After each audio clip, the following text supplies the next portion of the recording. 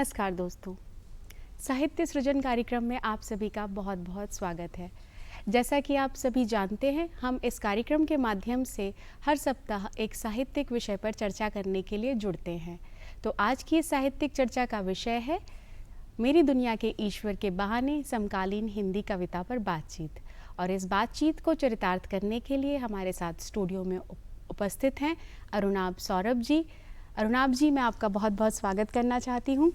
जी बहुत शुक्रिया, नमस्कार आप सबको।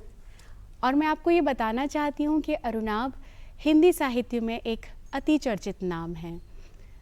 BHU से MA करने के बाद जामिया मिलिया इस्लामिया यूनिवर्सिटी से BEd और तिलका मांझी भागलपुर यूनिवर्सिटी से PhD करने के बाद अरुणाभ भोपाल के क्षेत्रीय शिक्षा संस्थान में सहायक प्राध्यापक के पद पर कार्यरत हैं। प्रभाकर प्रकाशन से हाल ही में छपा उनका उपन्यास मेरी दुनिया के ईश्वर उनका हिंदी का चौथा काव्य संग्रह है। इस काव्य संग्रह के पहले उनके 3 अति लोकप्रिय काव्य संग्रह भी प्रकाशित हो चुके हैं, जिनके नाम है दिन बनने के क्रम में, एक लंबी कविता आधे नायिका और किसी और बहाने से। आप आलोचना की भी किताबें लिख चुके हैं, साथ ही आपके अनुवाद, समीक्षाएं, कविताएं, लेख दुनिया के देश और दुनिया के प्रतिष्ठित पत्र पत्रिकाओं में छप चुकी हैं। आगे मैं आपको बताना चाहूँगी कि अरुणाभ सौरभ जितना सक्रिय हिंदी भाषा के लेखन में है, उतना ही वे अपनी मातृभाषा में भी सक्रिय हैं। एक और बात अरुणाभ जी के बारे में मैं आपको बताना चाहूँगी कि उन्हें हिंदी और मैथिली लेखन के लिए युवा साहित्य अकादमी पुरस्कार एवं हिंदी का ज्ञानपीठ का नवलेखन पुरस्कार प्राप्त हो चुका है। तो आइए हम स्वागत करते हैं एक बार फिर डॉक्टर अरुणाभ सौरभ का। नमस्कार जी। अरुणाभ जी, जैसा कि आज की परिचर्चा का विषय है मेरी दुनिया के ईश्वर के बहाने से समकालीन हिंदी कविता पर बातचीत, तो जैसा आज का परिदृश्य हम देखते हैं कि समकालीन हिंदी कविता जो है वो यथार्थवादी कविता है और अनास्था की कविता है, जबकि ईश्वर आस्था का मामला है, एक बहुत निजी मामला है। तो मैं आपसे जानना चाहूँगी कि यह काव्य संग्रह रचते वक्त कवि के मन में क्या द्वंद्व आया? बहुत कठिन और महत्वपूर्ण सवाल है आपका कि समकालीन हिंदी कविता यानी नई कविता के बाद की हिंदी कविता जो है वो थोड़ी सी अनास्था, थोड़ा व्यक्तित्व पर केंद्रित और आत्मपरक, विश्लेषणात्मक और अनीश्वरवादी अवधारणा के साथ रहा है। अब यह जो द्वंद्व है मेरी दुनिया के ईश्वर का, यह द्वंद्व इसलिए है क्योंकि एक ईश्वर है, एक ईश्वर की ऐसी उपस्थिति है जो कि हमें बताई गई है। हर व्यक्ति के दिलो दिमाग का एक अपना ईश्वर है, उसका एक कोना है, वो अपने मन के कोने तक जा कर के उस ईश्वर को याद करता है। इसलिए यह जो संकलन है इसमें अधिकांश कविताएं, ज़्यादातर कविताएं ऐसी हैं जो ईश्वर को एक नैरेटर जो है वो डायलॉग करना चाहता है ईश्वर के साथ और उसमें अपना तारतम्य मिलाने की कोशिश करता है। मैं चाहूँगी कि आप बीच बीच में अपनी कोई कविता भी इस में सम्मिलित करना चाहें, अपने जवाबों में तो करते जाएं। जी जी। हालांकि मेरा दूसरा सवाल आपसे आपके ही जवाब से है कि ईश्वर से संवाद स्थापित करना। तो हमने देखा है कि अमूमन अधिकांश लोग ईश्वर में आस्था रखते हैं, उनसे संवाद स्थापित करने की कोशिश करते हैं, अपनी परिस्थितियों के लिए उन्हें जिम्मेदार ठहराते हैं। और इस बात में भी कहीं कोई संदेह नहीं है कि ईश्वर को ईश्वर बनाने में जितना श्रेय कवियों को जाता है उतना शायद किसी को नहीं जाता। उर्दू शायरी में भी हिंदी साहित्य में तो ऐसा हुआ कि एक पूरे युग को जिसको भक्ति काल का नाम दिया गया, कालखंड को पूरा भक्ति काल से संबोधित किया गया। और उर्दू शायरी में भी जो है नात लिखने की परंपरा है, जो पैगंबर हजरत मोहम्मद की तारीफ़ में लिखी जाती थी, प्रशंसा में लिखी जाती थी। तो इसका भी एक लंबा इतिहास है। तो आपका ये काव्य संग्रह कहीं इस बनी बनाई ईश्वर की छवि को तोड़ने का प्रयास तो नहीं है? देखिए, इसमें दो तरह की बातें हैं। एक तो ऐसा व्यक्ति, समाज का एक ऐसा व्यक्ति जिसका सुनने वाला कोई नहीं है, वह निरीह है, लुटा पिटा बिखरा व्यक्ति है। वह किसी के सामने अपना दुख दर्द अगर दर्ज करना चाहता है तो वो आखिरकार क्या करेगा। एक ईश्वर ही है जिसके सहारे वो अपने सारे दुख, सारी चिंताएं, सारी जो पीड़ा है वो कहकर स्वतंत्र होने की कोशिश करता है।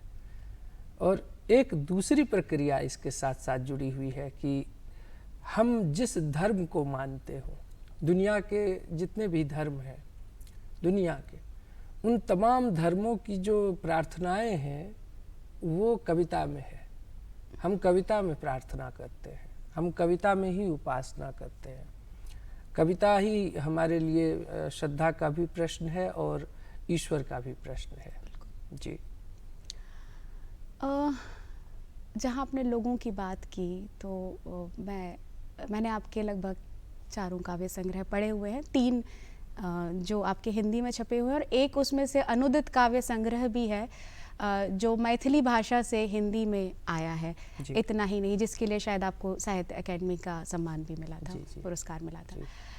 मैं उन काव्य संग्रह को पढ़कर मैंने महसूस किया कि आप यथार्थ लिखते थे, काफ़ी लाउडनेस थी उन काव्य संग्रह में, अभी भी है, लेकिन जो मैं कहना चाह रही हूँ वो इस तरह से कहना चाह रही हूँ कि आप जनता को लेकर काफ़ी कंसिडरेट दिखे, आपने उनको काफ़ी कंसीडर किया, विचारात्मक दिखे। फिर आपकी लंबी कविता जो आई आद्य नायिका, आप इतिहास के आईने से कंटेम्प्रेरी वर्ल्ड को देखने की आपकी एक कोशिश रही।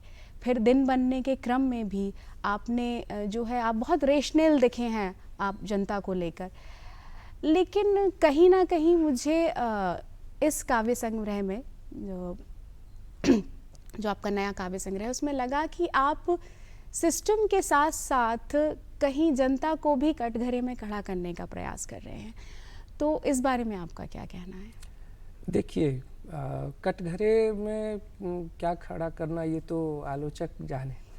मेरा सीधा कहना है कि जो जनता है वही जनता हर चीज़ के लिए है जवाबदेह, क्योंकि जनता को आप आज तक जो कविताएं लिखी जा रही थी तो अभी प्रायः देखेंगी हिंदी कविता की प्रवृत्ति ऐसी है जिसमें जनता जनार्दन की भी बात आती है, जनता को ही ईश्वर बताने की कोशिश की गई है। ये एक लोकतंत्र को मजबूत करने के लिए इस तरह की अवधारणाएं दी गई जी। लोगों के दिमाग में ये चीज़ें तय की गई कि जनता, लेकिन जितनी समकालीन समस्याएं हैं उसमें तो जवाबदेही मेरी भी है, आपकी भी है, यानी हम सब जनता है, इस देश की जनता है। इस देश की सभी समस्याओं के लिए जो इस देश के प्रति जो जवाबदेही है वो हमारी भी है। इसलिए तो जनता से उम्मीद भी बहुत है और जनता से जो जिम्मेदारी है, जनता की जो जिम्मेदारी है, अपनी स्वयं की जिम्मेदारी है, वो मैं स्पष्ट करना चाहता था।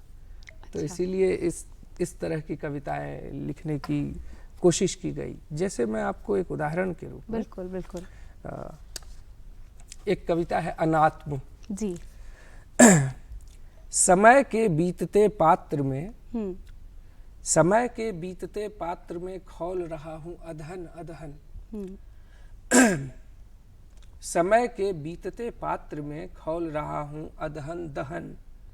सुबह की ओसियाई बूंद सा झड़ गया हूँ, पत्तियों से छनकर दिन के दरवाजे पर किवाड़ की कुंडी सा चढ़ गया हूँ। पत्तियों से छनकर दिन के दरवाजे पर किवाड़ की कुंडी सा चढ़ गया हूँ मैं। शाम की धुंधलकी में गोधुली बेला में बैलों के साथ लौट गया हूँ मैं। अंधियारे में रात भर सुलग रहा हूँ, चूल्हे के बरनौल सा।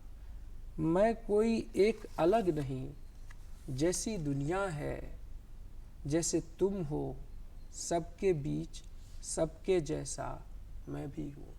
वाह, बहुत खूबसूरत। ये कहना चाह रहा था मैं। बिल्कुल जी।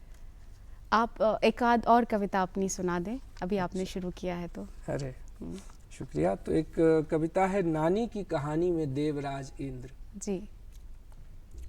कठोरतम तप से मिलने कठोरतम तप से किसी साधक को मिलने लगेगी सिद्धि, तो आपका स्वर्ग सिंहासन डोल जाएगा देवराज। कठोरतम तप से किसी साधक को मिलने लगेगी सिद्धि, तो आपका स्वर्ग सिंहासन डोल जाएगा देवराज। बचपन में आपसे नानी की कहानियों में मिलता रहा हूँ, जवान हुआ तो समझा कि सबसे सुंदरतम दुनिया की अप्सराएं, सबसे मादक पेय, कठोरतम अस्त्र और अमृतत्व आपके अधीन, जहाँ प्रवेश अत्यंत कठिन है मरणोपरांत। पर हरेक हृदय में स्वर्ग की चाहना, कामना, इच्छा अपार, तिस पर एक छत्र राज प्रभु। नानी को गए बरसों बीत गए, पता नहीं उस स्वर्ग में बुढ़िया को जगह थोड़ी मिली कि नहीं, जिसकी हर कहानी में कमजोर, लाचार और मोहग्रस्त पाया आपको। कि जिसके पास सबसे विशाल सुंदरतम दुनिया, कठोरतम अस्त्र हो, वह महानतम कायर होता है। इस एकमात्र बड़ी सीख के लिए आपको सदैव प्रणाम इंद्रदेव। क्या बात है, सदैव प्रणाम। बहुत बढ़िया। ये कविताएं आपकी बहुत खूबसूरत कविताएं हैं, लेकिन इस काव्य संग्रह को मैंने पूरा पढ़ा है और इस काव्य संग्रह में कुछ एक कविताएं, मतलब अधिकांश कविताएं कहना चाहिए, कुछ एक भी नहीं, मुझे ऐसा लगा है कि कहीं ना कहीं एक निराशा उत्पन्न करती हैं, एक खीज है उन कविताओं में। संभवतः वह खीज अभी आज जो चल रही अराजकता है और कुव्यवस्था के चलते कवि के मन में आई होगी, और उसको ना बयां कर पाने की भी खीज है। लेकिन मैं ये भी देखती हूँ कि उस खीज से मुक्त होने की भी एक अलग चाह है कवि के मन में। और दूसरा, इस खींच के चलते जो प्रेम है वो कहीं ना कहीं बहुत छिपी हुई, दबी हुई आशा के रूप में आता है। तो एक कवि होने के नाते, जैसा कि आपने जिम्मेदारी की बात की थी, और क्या आपकी ये जिम्मेदारी नहीं है कि आप इस खींच से बाहर निकालने के लिए कोई समाधान हमारी जनता को बताएं या हमारे पाठकों को बताएं, और साथ में प्रेम के प्रति आशान्वित होने की कोई एक सीख भी दें? इसीलिए ये कविताएं हैं। इन कविताओं में सिर्फ खीज, सिर्फ निराशा, सिर्फ अनास्था ऐसा नहीं है। इसमें एक गहरे लगाव की भी बात है। प्रेम में भी एक गहरा लगाव इन कविताओं में आपको देखने को मिलेगा। जो एक हमारा समाज में जिस तरह बिलगाव की प्रवृत्तियां बढ़ रही है, हम अपनी कविताओं में लगाव की प्रवृत्तियां पैदा कर रहे हैं। कोशिश है आपकी, हमारी ये कोशिश है। अब मैं कितना कामयाब हो तो बहुत से लोग कर रहे हैं। हाँ। मेरी पीढ़ी जो है, हमारी पूरी पीढ़ी में एक अलग तरह की छटपटाहट आपको देखने को मिलेगी, एक अलग तरह की बेचैनी देखने को मिलेगी, क्योंकि हमारी पीढ़ी ने एक ही साथ दुनिया को बदलने के कई तौर तरीके को देखे हैं। वो एक साथ हमारे सामने में बड़ी बड़ी जो चीज़ें थी, बड़ी बड़ी विचारधाराएं ध्वस्त हुई, एक ही साथ बड़े बड़े सपने ध्वस्त हुए। इसलिए हमारी पूरी पीढ़ी को और इस पूरे भूमंडलीकृत जो एक विश्वग्राम की धारणा बनी, इससे हमारी पूरी पीढ़ी पहली बार परिचित हुई। हम उस दौर के लोग हैं जो कि रेडियो पे गाने सुन करके भावुक होने वाली आखिरी पीढ़ी के लोग हैं। बिल्कुल। क्योंकि उसके बाद लोगों के दिलो दिमाग में उस तरह रेडियो नहीं रह गया। तो हमारा जो लगाव है वो यानी 90 और उसके आसपास जो पैदा हुए लोग हैं और कविता में सक्रिय हुए हैं, वे सभी कवि बहुत अलग तरह की बेचैनी, अलग तरह की छटपटाहट, अलग तरह का ईश्वरत्व, अलग तरह की धारणा वो खोज रहे हैं। उनके सामने में एक बड़ा बाजार भी है जहां उनके सपने बन रहे हैं और बिक भी रहे हैं। दोनों स्थितियां हैं। बिल्कुल ठीक कहा आपने। मैं एक चीज़ और इसमें पूछना चाहूँगी कि हमारे, जब आपने बोला कि उस जो दशक में पैदा हुए जो लोग हैं वो उन्होंने विज्ञान में भी काफ़ी बदलाव देखा। हमने ट्रांजिशन बहुत अच्छी तरह देखा। जब हम थे तो रेडियो था और अब हैं तो वही नेटफ्लिक्स और बहुत सारी चीज़ें हमें देखने मिलती हैं। संचार माध्यम में एक बहुत बड़ी तेज़ी आई है। और मैंने देखा है कि इस काव्य संग्रह में कई कविताएं विज्ञान को लेकर भी आपने लिखी हुई हैं, जो आप उनके सिद्धांतों को स्थापित करने का आपका एक प्रयास है, जो कि आपकी प्रेम कविताओं में भी देखने मिलता है। तो आप इस बारे में क्या कहना चाहेंगे? विज्ञान तो बहुत ज़रूरी चीज़ है और ऐसा नहीं है कि कविता और विज्ञान का कोई वाबस्ता होता नहीं है। सारी चीज़ें एक दूसरे से उसी रूप में जुड़ी हुई है। कविता में हम जिन चीज़ों की खोज चाहते हैं वो एक वैज्ञानिक सोच और वैज्ञानिक समझ तो हम चाहते हैं। हम अपनी जनता से भी ये अपेक्षा रखते हैं कि उसके भीतर भी एक वैज्ञानिक सोच और एक वैज्ञानिक समझ और चेतना विकसित रहे, ताकि वो अपने दिलो दिमाग में थोड़ा और उदार हो जाए, लोकतांत्रिक हो जाए। लोकतांत्रिक विवेक पैदा करने के लिए आपको वैज्ञानिक सोच विकसित करने की आवश्यकता होगी। बिल्कुल। इसीलिए जो मेरी आपने कविताओं के संदर्भ में जो आपने जिक्र किया है, इसमें एक कविता है, वही पढ़ के बिल्कुल बिल्कुल स्वागत है आपका। विज्ञान और प्रेम। बिल्कुल। लोगों ने कहा कि दुनिया जिस मुकाम पर खड़ी है आज युद्ध के बहाने, लोगों ने कहा कि दुनिया जिस मुकाम पर खड़ी है आज युद्ध के मुहाने पर, टैंक और तोप की तैनाती, जंगी बेड़े और फौज की, यह राष्ट्रवाद नहीं विज्ञान का एक चरम अभिशाप है। एटमी युद्ध के बाद आज जैविक युद्ध, हम अभिशप्त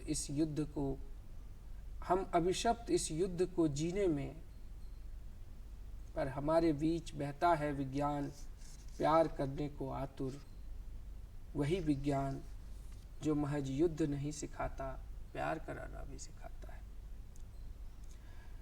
वही विज्ञान जो युद्ध नहीं सिखाता प्यार करना भी सिखाता है।